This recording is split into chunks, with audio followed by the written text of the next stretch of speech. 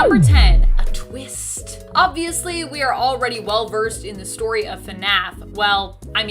Well versed isn't exactly accurate, as there are still admittedly a lot of pieces missing when it comes to the lore, but you know what I mean. There is a lot that we already know, like who the main villain is, how the victims were killed, etc, etc. Many of the mysteries have been solved, and then many still remain unsolved. So how will the film adaptation keep us on our toes? Well, some believe this will happen with debunked theories being utilized, giving us a sort of unexpected alternate storyline that can still surprise us. Such as, what if the phone guy was actually the purple guy? Or what if the experience of the games is all the recurring nightmare of the murderer who killed everyone and represents their guilt over what they've done? Number 9, post-credits scene. I feel like this one is a given considering that we have so many successful franchises out there already, and so many other studios interested right now in turning their film idea into the next successful one. But what will the post-credits scene be about is the question. To warrant an educated guess, we would need to know a lot more about the plot probably, but for now we can try to guess based off of what we know about the story thus far. So, we know the screenplay Scott Cawthon and the team decided to go with is referred to as the Mike screenplay, and that it has the best pieces from all the other previous attempts. Many people believe that the screenplay will be based off of the events of the first game based on the name for it. So what does that mean? Namely that the post-credits scene will likely hint at the fact that the secrets that were revealed during the film are likely even bigger than we could imagine. We could see the hint at a greater villain such as William Afton or Stitch Wraith, or perhaps even Circus Baby and Sister Location. After all, the films don't need to follow the same path or order as the games, they just have to keep us intrigued and entertained. And friends, before we move on to this next spot, just a quick reminder to hit that like button if you haven't already, and if you want more FNAF content here on this channel. Remember, every time you hit that like, it takes a day off of when we can expect to see this film. It's shortening the time. Just kidding, it's not shortening the time, but who knows, maybe it is, it could be possible. Number 8, Willy's Wonderland Easter egg. Everyone knows about the other film that recently came out that is basically Five Nights at Freddy's, but without the official IP or license. It stars Nick Cage as a passerby who gets roped into working the night shift at Willy's Wonderland, in exchange for having his broken down car repaired. His character spends most of the film not speaking, but proves himself to be more of a threat to the animatronics that roam the family restaurant than they are to him. Willy's Wonderland was not made in partnership with anything FNAF, but it was still evidently inspired by the franchise. It would be cool to see some kind of nod to Willy's in the film, even if it's just perhaps like a light joke poking fun at the copycat film or the franchise featured in it. Because although like they kind of are taking the idea, I kind of love when people are like inspired by things like FNAF and make cool stuff out of it. Number 7, Stitch Wraith? Another theory that I have is that we will actually get to see some crossover between the books and the film with the appearance of the villain known as Stitch Wraith. In fact, I'm even thinking we might not see Stitch Wraith in the games until after their appearance in the film. The Stitch Wraith, being a seemingly methodical villain, could make for a good ally for a mastermind who is working behind the scenes and pulling all the strings. Stitch Wraith might not have as big of a role in the film, but appear in a post-credits scene and help to set up a FNAF franchise, being an important villain shrouded in mystery whose true purpose and master is revealed later on down the line.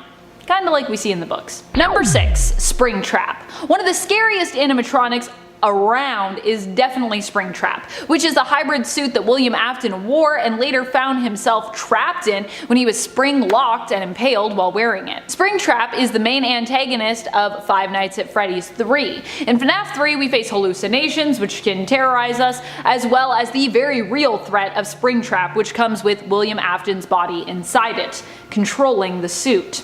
Just the idea of a human being who became impaled by a bunch of springs and mechanics and trapped within a suit, each step creating agonizing pain as those locks and springs grind against your bones, is horrific. Also, just the visual image of an animatronic that seems to be oozing something bodily, some blood or pus with real eyes, it creates a powerful and haunting visual that would make for a compelling villain throughout the film. I'm just saying. Number 5. FNAF 1. The film will take inspiration from the first game, at least that's what we've been led to believe. This theory has been based around things Scott Cawthon said on Reddit and suggests that the main protagonist of the film will be the security guard that we play as in the first game, and will expand on his story. The security guard is named Mike Schmidt, and many believe that this is an alias that is actually used by Michael Afton, William's son, who accepted the job for a yet unconfirmed purpose, but one that is highly speculated to be heroic or investigatory in nature. As such, the film is believed to have centered around Michael Afton, who will of course become the protagonist and possibly hero of this story. Number 4. Scott Cawthon plays Phone Guy. Obviously, we are all going to lose our minds if we don't get a Scott cameo or Easter egg somewhere in this film, but if we are going the way of FNAF 1, I think it would only be fitting if Scott reprised his role of Phone Guy, personally. He could of course just provide the voice for the character, who we may also never see in the film, just like in the game, but I think we are all hoping and expecting to see his face show up somewhere on screen, even if it's only briefly. I personally know I would love to at least get a single scene with Scott as Phone Guy where we see what ended up happening to him, or simply get a tease as to his gruesome fate on screen. There are a lot of ways that Scott as Phone Guy could make an appearance that would be satisfying and entertaining. Number 3. The franchise. If the FNAF movie focuses on FNAF 1, most people also expect, like with the games and books, we could see more films planned out, depending on the success of this one of course.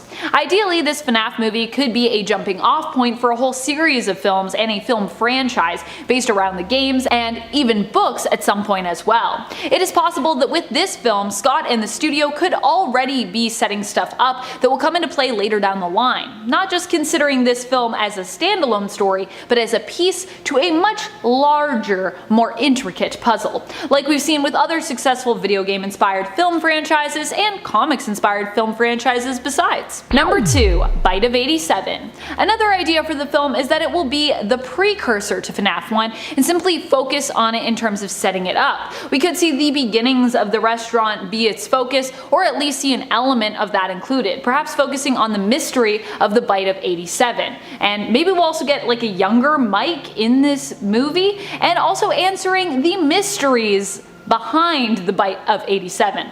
This could be the film that sets up the world and with it establishes a more clear narrative in terms of the accidents that took place and who is at fault. It is also weird that I would actually be really into a sort of murder mystery vibe for a film that dives into the Bite of 87. Is that weird? Was it Mangle? I mean, I need to know. I have so many questions. Things are still unclear. Just give me a movie that explains the timeline. That would be magic to me. Number 1. William Afton's origins.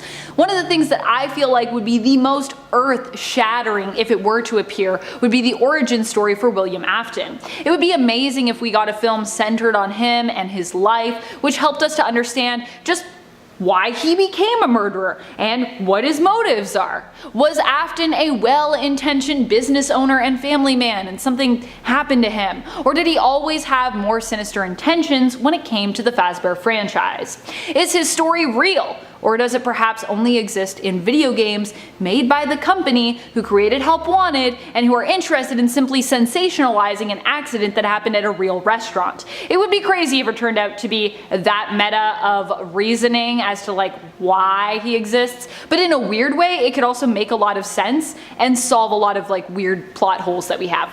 Either way, if we get some hints even to this huge question mark that is William Afton and why he kills, that would be amazing. Of course, with Scott, it tends to be a ratio of 1 to 10 for questions answered to questions created, so we'll have to wait and see if we get any answers or stories explaining this, and if we do, how many more questions they then create. Number 10. Jack Black. Because of Jack Black's love of FNAF, with him playing it on Markiplier's channel with his son and making FNAF TikToks, people have theorized that he might be in the movie. Casting and updates on production have been slim to none, and while we know the film was slated to start filming this spring, we don't really know if it's started yet or what is going on or when it was actually like set to start other than spring or who is in it.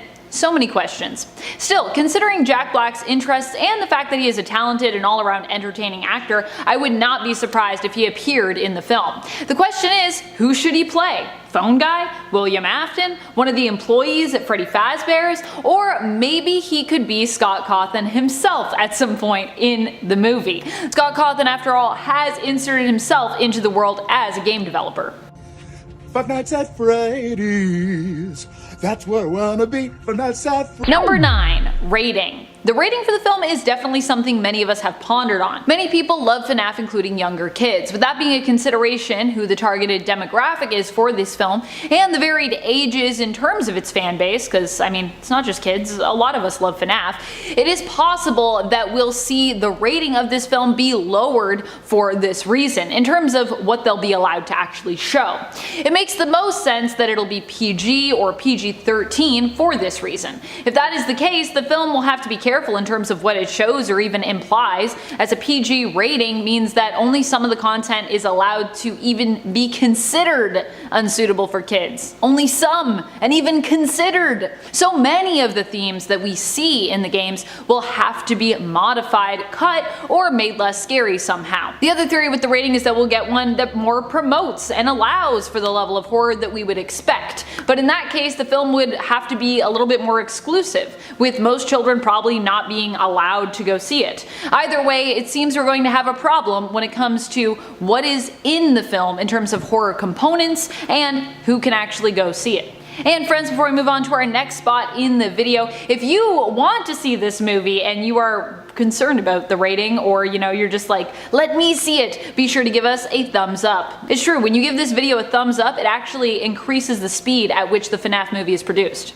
Number 8. Part of the multiverse. It's really hard to contemplate the potential for this film to be canon. I mean, we have all the Fazbear Frights books, and I mean, there's also more coming, and it really depends on who you talk to as to what level of canon they consider those books to be, if they include them in the game canon at all. I personally feel like while there are contradictions between the world of the books and the world of the games, it is possible that both of these could exist within the same world if we just acknowledge the existence of a FNAF multiverse. Then everything gets to be relevant, and some things can even overlap in terms of similar stories and explanations for characters. With the film, we could also see the introduction of a new universe belonging to the FNAF multiverse. That then not only gives us answers, but also helps us to connect the dots, as well as undoubtedly giving us more questions. Because, this is still FNAF after all while being able to connect to the games and book canon, while still being able to have enough differences to keep us guessing and interested. Give me a FNAF multiverse, let's acknowledge it. Number 7. Nick Cage cameo. Nick Cage being the star character of Willy's Wonderland would make a pretty cool person to cameo in FNAF. 1, so many people are big fans of Cage, and 2, he just starred in a film that definitely had major FNAF vibes, while not being officially tied to the franchise or its own film in any way. Thus far, anyways. Also, Nick Cage is just fun, and he's usually up for a laugh with a good sense of humor, even when it comes to himself and his own body of work, so this could be something he'd be up for. I don't know about you, but I wouldn't mind a little crossover between the two very different films which share a very similar premise. Number 6. You've Got a Friend in Me. Well, we know that one of the screenplays Scott Cawthon got rid of, referred to as the Pawn Shop screenplay in his FNAF movie Reddit post, featured too much of a friendship connection between a boy and an animatronic. It could be possible that we'll still see some element of this reflected in the film. After all, the main villain, as we know from the games, is actually William Afton, and the animatronics, while murderous, are just as much his victims, souls of children trapped within them, fueling the vengeful actions of the animatronics, but really deep down wanting to be free. It would be cool to see some kind of team-up moment between our protagonist and at least one animatronic, where for a moment their goals line up and they are inclined even to maybe help one another. Number 5. Chuck E. Cheese sponsor. This seems highly unlikely given the fragile state that Chuck E. Cheese is in right now, having kind of just emerged from bankruptcy, but it could also be really smart of the Chuck E. Cheese franchise to team up with FNAF. After all, think of how much money they could make if they tried to appeal more to the FNAF fan, who keep saying at least how much they wish Freddy's was real and that they wish they could visit a version of the restaurant in real life. Ideally, a more safe version, I imagine, but I think the potential in terms of money that could be made all around from that partnership could be huge. It would be cool to see Chuck E. Cheese acknowledged or promoted somewhere in the film, considering it's as close as we have to a real-life Freddy's currently. Number 4, Freddy's Pop-Up. Closer to the release of the film, another idea for something we could see in terms of promotion, perhaps once again in partnership with Chuck E. Cheese, is a Freddy Fazbear's Pizza Pop-Up. Even if it wasn't a place you could go to play games and be entertained by animatronics, having even a pop-up delivery pizza place with costumed versions of the animatronics, maybe even delivering pizza, would be insane. Great for promotion, great for hype, and also great for revenue. Maybe even great for pizza? It would also blow my mind if this happened as a promotional stunt and the pizza itself was amazing.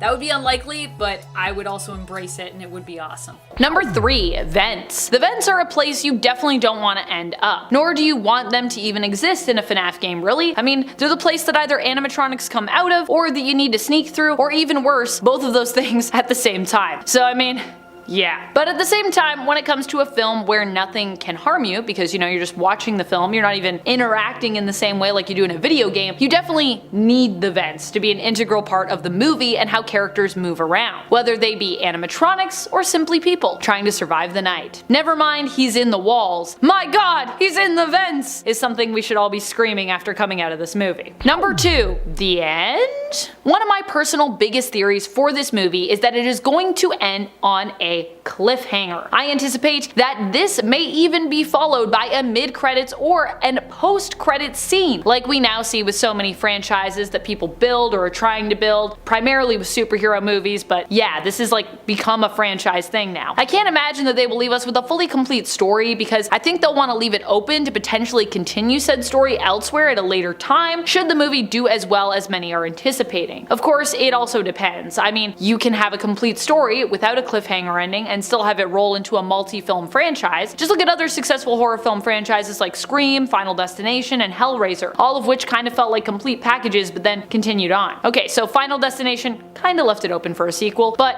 it still felt like a kind of a complete loop. It could have ended with the first film, but it definitely did not. FNAF could go the same way, but I feel like a more the killer is still out there ending is more likely all in all, just based on what we know from the games and even from the books. Number 1, the big bucks. Personally, I think that this film won't just be a single film. It will be an entire film franchise. How could it not be? FNAF is so popular and is already massive when it comes to the dollars that it rakes in, and the film, or hopefully films, could simply be the next level for the franchise, especially in terms of those dollar bills. It could help the much loved initially indie franchise reach an entire new audience, expanding its fan base. My theory here is not scary necessarily for fans, but is scary in the sense that it could lead to a ton more horror film content building up the entire FNAF CU, or the FCU, the Five Nights at Freddy's cinematic universe, or just Freddy's cinematic universe if you prefer. I believe that the first FNAF film will set up a whole series of other films which will follow in the franchise, or potentially even spin off into like TV series. Like, there's a lot of stuff we could do here. And personally, I'm here for that. I hope this film sets up others, and I hope it does well at the box office and in terms of the fans and critics' opinions, so that it can continue to build on the lore and the franchise we've all already honestly fallen in love with. Number 10. Book tie-ins. In his Reddit post listing previous screenplay attempts and the final chosen pitch, Scott Cawthon mentioned that he tried 3 times to write a screenplay based on the books with co-writer Kira Breed Risley, but that his inexperience in screenplay writing ultimately got in the way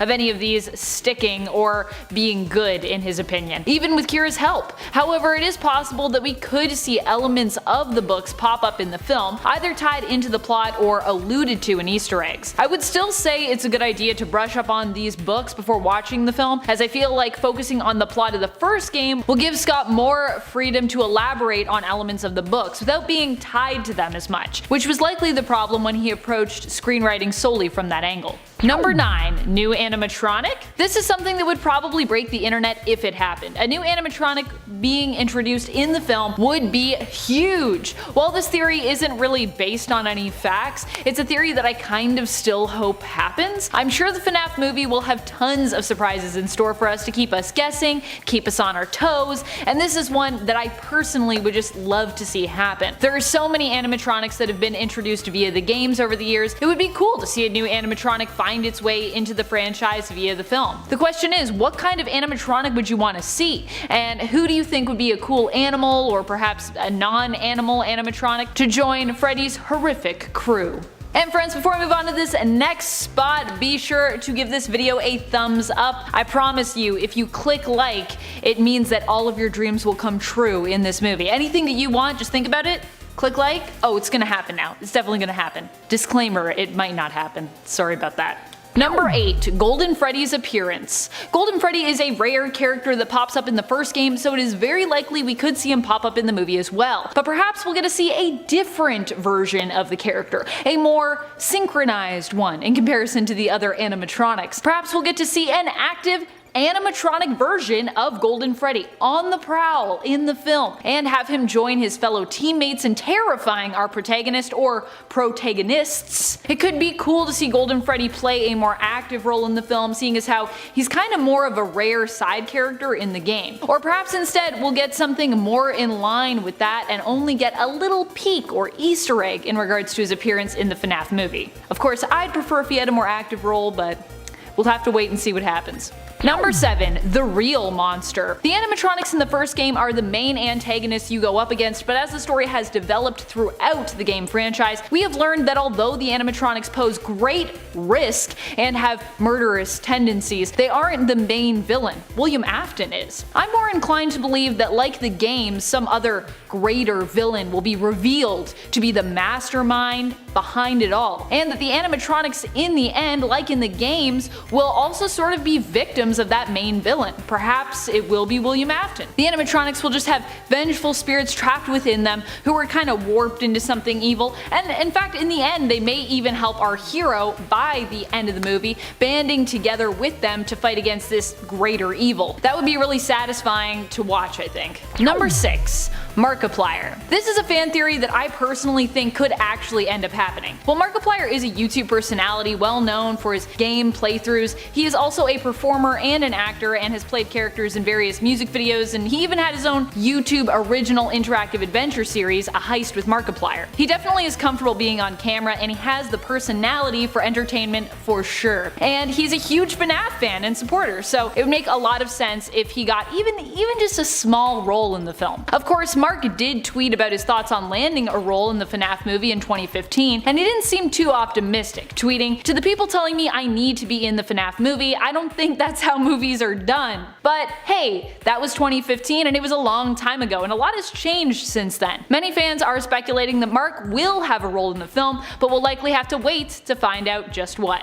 5. FNAF 5. The 5th FNAF game is probably my favorite game of them all, so this is one that I would love to see brought to life. I think it has one of the best narratives and is one of the games with the best sense of atmosphere, making it perfect for a horror film. It's easier to follow from a narrative sense, but still creepy as all heck. However, as I said previously, I'm not sure if this is where we'll be going, considering most people think the first game is the one we'll be following along more closely with, which, to be honest, fair. However, that being said, I still think the 5th FNAF game would make the best inspiration, especially in regards to the overall feeling of the film. At the very least, I hope the film takes inspiration from us having to navigate vents with animatronics in them. That seems like it would be a great takeaway from FNAF 5 to incorporate into the games. Cramped spaces in general are terrifying, never mind a cramped space where there might be something lurking in the darkness waiting to get you. Number 4. Sister location. This time around, I just want to talk about the specific location that we know as the sister location, Circus Baby's Entertainment and Rental. I'm really hoping that we at least allude to this location if it doesn't just get like fully shown in the film. I really would love for us to have some kind of cliffhanger ending for the movie where this is the location we see at the end and it's actually shown to be deep underneath the restaurant. I know this goes kind of against some of the lore from the games in regards to what we know of Circus Baby's Entertainment and Rental, but I really think it could be a cool moment for us to showcase. At some point, I think this is a place that needs to be created for a live action project, so I'm really really hoping we get that sooner rather than later, because we've already waited a really long time. Also, I just really love the idea of Circus Baby as an antagonist, and the idea that she might even appear in the film or somehow be connected to the plot would be really cool to me. However, she is intrinsically tied to the sister location in the games, so we can't really have Circus Baby without either Circus Baby's Pizza World or Circus Baby's Entertainment and Rental. Number 3. Puppet appearance. One of the characters in animatronics that I think is the most terrifying is the puppet, which makes me wonder if we could potentially see the character in the film. Will we get to know Charlie's story, or merely see this animatronic as some kind of monster? Will we even get to learn the truth of the trapped souls within the animatronics in this adaptation at all? Or will that reveal be left for a sequel as a kind of misdirect, because we'll be like, where was that? And then later they'll be like, oh, it's still there. I would love to see Charlie and Henry make an appearance of some kind, and for us to get some kind of insight into their story and involvement with the Freddy's franchise. If anything, as horrifying as the puppet is, I think because of Charlie's involvement and backstory, this could make the animatronic a really, really good option for what I was talking about earlier, with maybe one or all of the animatronics being somewhat helpful to our protagonist at some point in the film. Or perhaps Henry himself will make an appearance helping out in memory of his lost daughter, which could also be cool. Number 2, new narrative.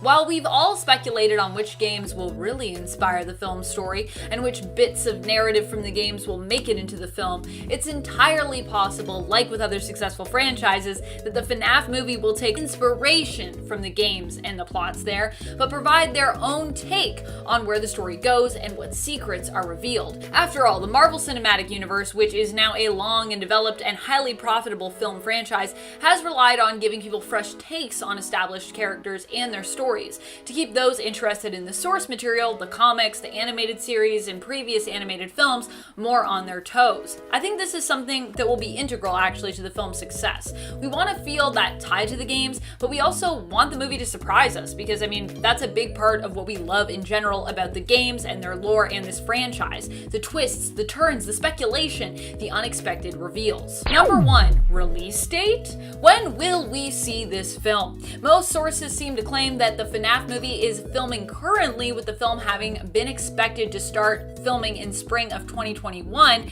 which I mean, is kinda now. However, if it was filming currently, it would be likely we'd see some kind of buzz about the shoot, and yet we don't really have any confirmed images from the set. There are, however, lots of fan film set images available if that interests you, and in fact some of those fan film sets are pretty impressive, so something to look at least while you wait for official images from the movie itself. The lack of set news and pictures, however, means that it's more than likely the film is still in pre-production stages, with our last report coming from Jason Blum late last year, stating that they were still ironing out the details of the plot, and Scott himself only making the post confirming the script premise 4 months ago. What does this mean for release? Well, we don't really have an announced cast yet, and once we have that, it'll likely be 2 years from then till we can kind of expect the movie to hit theaters, which means that if the cast was announced, let's say this year in 2021, we likely wouldn't be able to expect the film until 2023. So sadly, the release date could be a while. Number 10, Stitch Wraith. This is a character who has appeared in the books exclusively. When Security Breach was slated for release, we all wondered if this would be the first game that the Stitch Wraith would appear in, if they would be given some kind of greater meaning beyond just being in the books. But alas, they did not appear. So sad. No Stitch Wraith for us.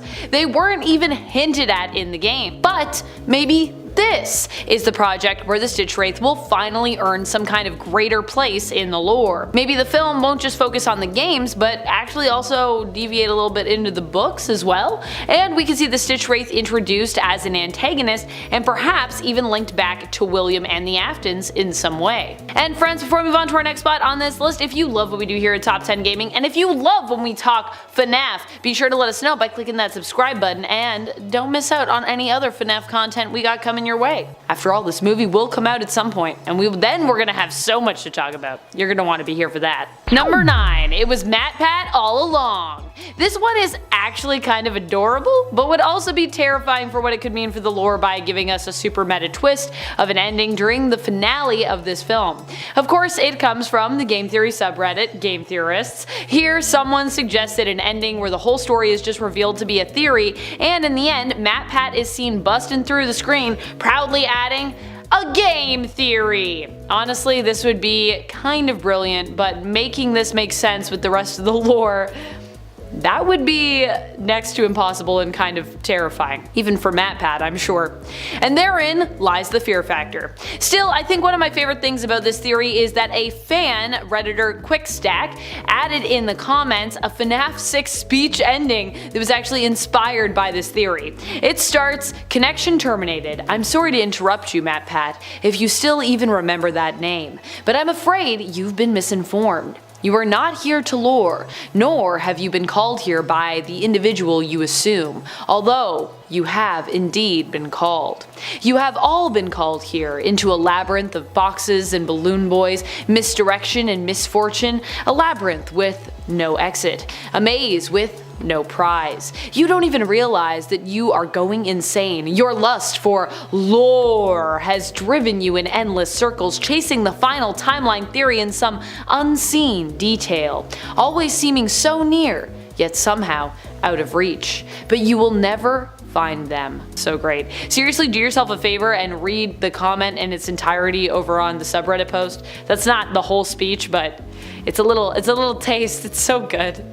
I love that. Number 8, the bite of 87. What if the bite of 87 wasn't who we thought it was at all? What if it somehow wasn't even an animatronic? Is that possible? Or it was an animatronic who wasn't even supposed to be at the restaurant at that time. There's so little that we know when it comes to the bite of 87 that I'm willing to bet anything is possible when it comes to how twisty this could get. One theory that I had in relation to this potentially appearing in the movie is that it could be the lead-in to connect us to a sequel.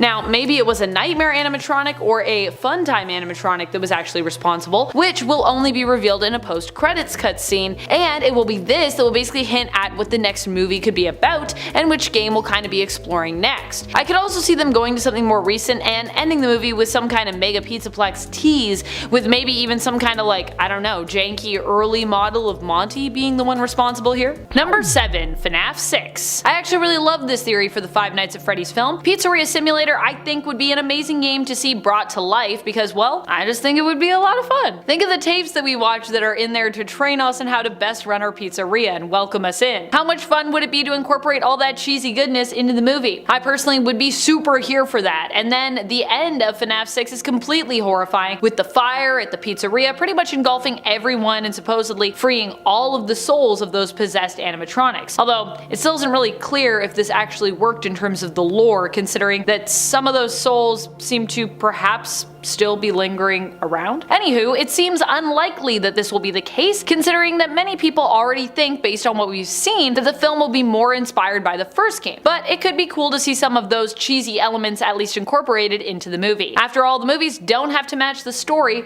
or even sequence of actions from the games. The story for the films could basically be completely different, but simply inspired by that first game, with influences from any number of the other games woven into it. Number 6, Saved by the Mask. Of course, when it comes to the games, we all want to see that death by suit, but another thing that a lot of fans are theorizing and hoping for in the film is that we will also see someone else, the main survivor likely, dodge this type of death by donning an animatronic head or mask. I personally would love to see this. I think this addition to the second game was super helpful and almost just as terrifying at times as getting jump scared. The anxiety that builds up is palpable when you put on that Freddy head, and even the visuals that you get as you peer out from the two cutout eyes and hope that you acted fast enough to avoid that jump scare, I mean, it really is exhilarating and terrifying all at once. And imagine the perspectives that we could play with in the film, seeing this action both from the inside of the mask and perhaps from the outside as well. Also, there's just something terrifying about a person, not wearing a full suit but just a mask, well, dressed normally. It's just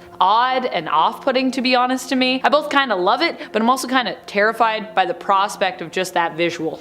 Number 5, time period. One thing that we always need to come back to with FNAF is the timeline, which honestly it's kind of everywhere. What is this timeline? When it comes to the film though, it makes us wonder what year the film will actually be set in. Scott on Reddit mentioned that it would center around the story told in the first game and as the security guard we play as in that game named Mike. Does that mean it will be set then in the same time period or adapted to modern day? I feel like having a cell phone in your pocket that you could just, call for help on, or uses a flashlight, could make things feel a lot less scary. So it seems likely that the story will be told in a similar time period to the games, either the 80s or the 90s. Both of these time periods are also pretty trendy right now when it comes to eras that we enjoy revisiting in film, television, and other entertainment. What do you think? Will we see a more modern take on this story, or will it be set in the same time period as the games? Also, how will the movies even attempt to approach this tangled timeline? Let me know your thoughts in the comments. Number 4. Visiting Pirate Cove. Everyone loves Foxy, so it's of course very likely that we'll see him appear in the film. But I believe we'll get not just a closer look at the restaurant's interior and get to explore it in a beautiful cinematic setting, but we will actually get to take a look behind the curtain and get immersed in what Pirate Cove is like. Foxy being such a fan favorite, I think will translate to some more screen time for the animatronic, as well as further exploration and development on not just him as a character, but also his personality and his home of Pirate Cove. I know that Foxy likely won't be the friend that we'd all hoped he was, sadly, but it would still be cool to see him more prominently featured in the film and to get to explore what might lurk behind that curtain. I really want there to be like a Freddy's so I can actually go to Pirate Cove, because I love pirates. I even have a pirate tattoo, so I'm so ready for this.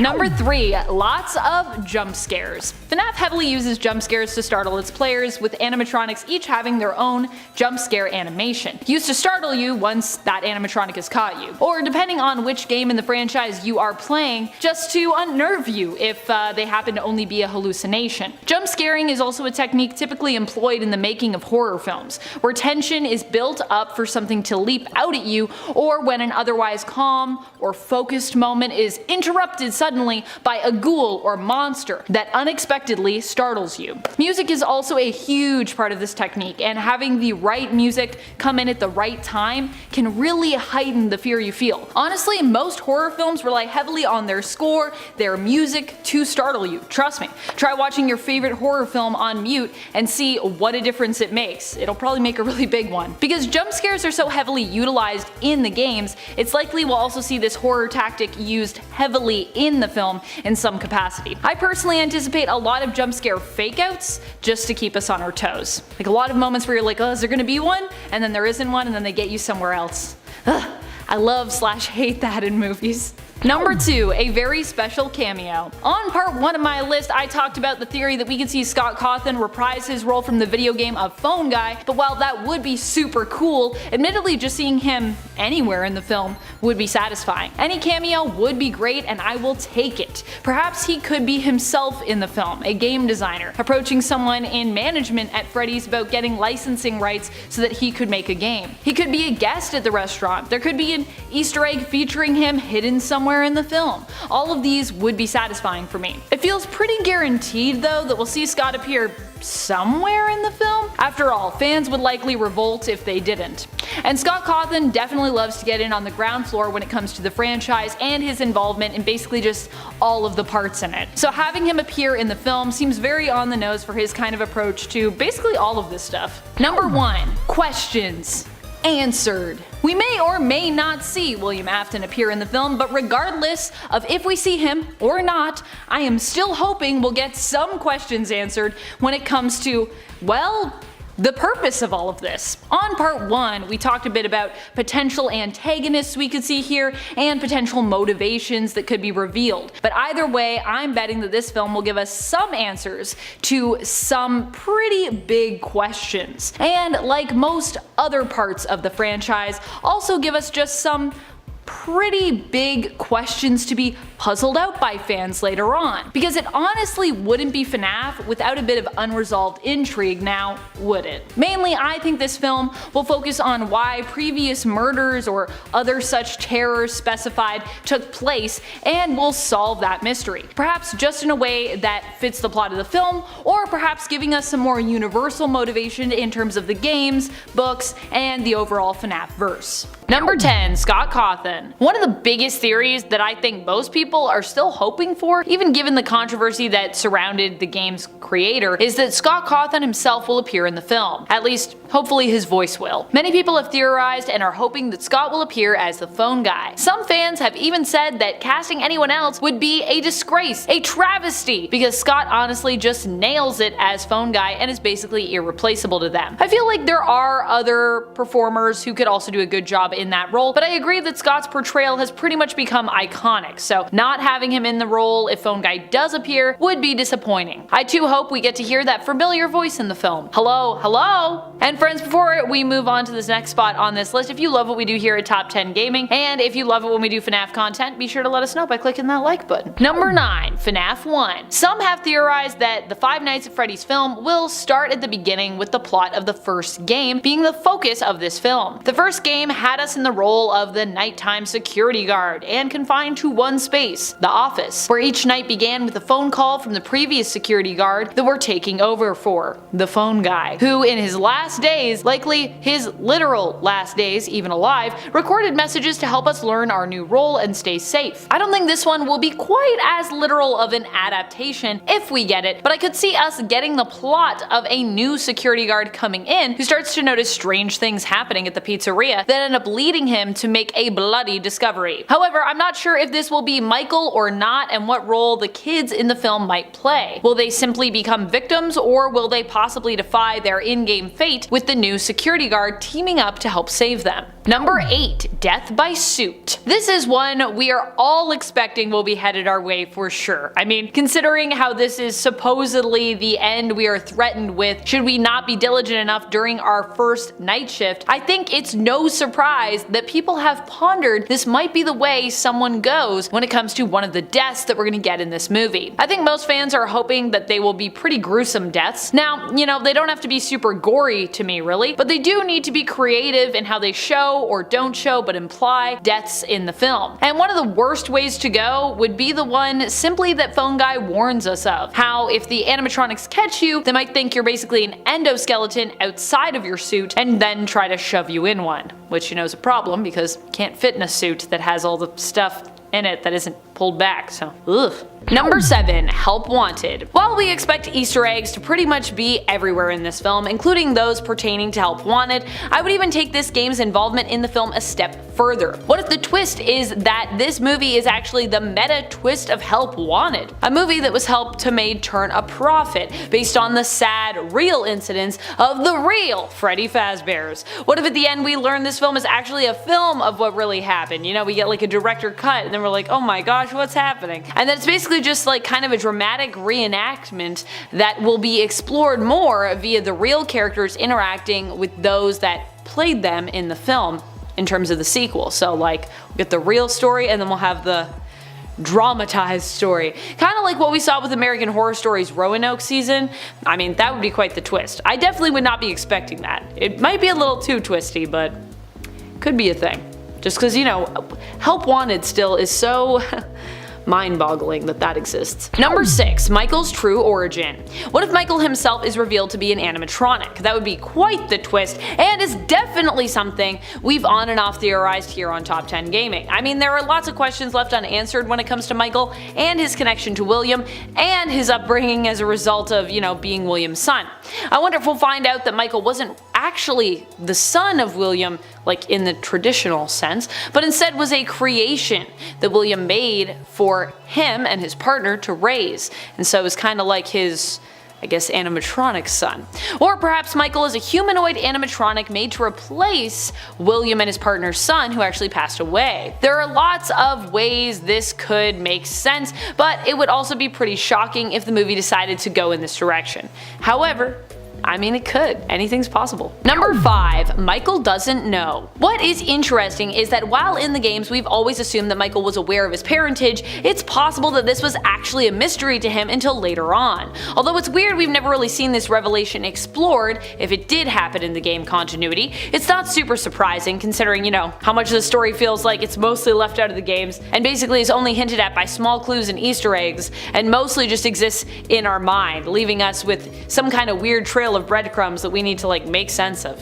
What if this movie opens with Mike not knowing the truth of his own origins and whose son he really is? William knows and offers Mike a job, and it is through his time working at Freddy's that he basically discovers who his father really is. After all, the name that we are given for Mike in the film is Schmidt, not Afton, which either implies that Mike is going undercover, or is distancing himself from the family name because of controversy, or that he simply just does not know what his name really is, and he thinks his name is Schmidt.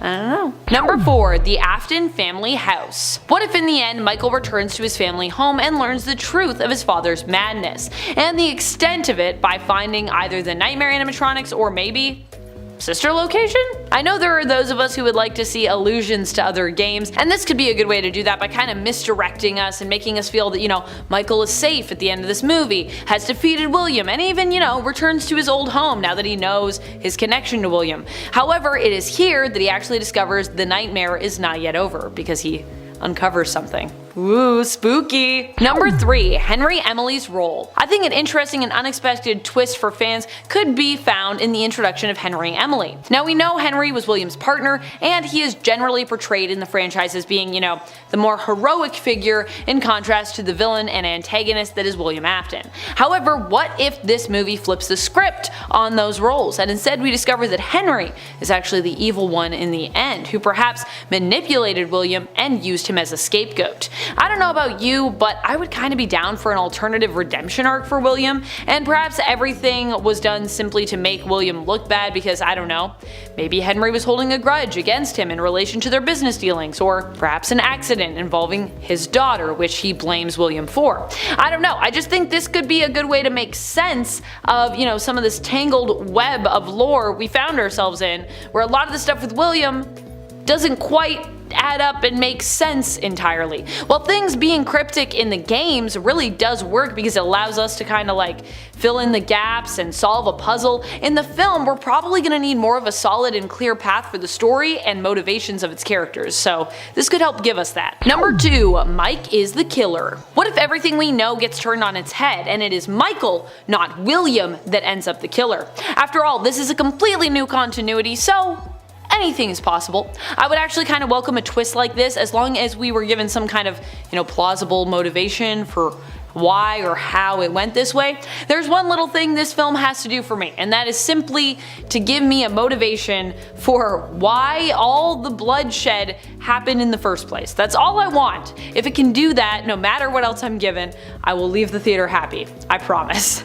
Number 1. No twist. This would be a sad reality if this was the twist we got, that there simply, wasn't one at all. I mean, I feel like I would be very surprised if this happened. And it would also likely mean, I think, that the movie wasn't good overall, which is kind of scary. I don't want to live in that reality. I mean, I don't see how you can do Freddy's without having some kind of twist or mystery that leaves us all kind of in shock and thinking about things after the film is over. This has become so much a part of my expectation that it would be more shocking to not have a twist.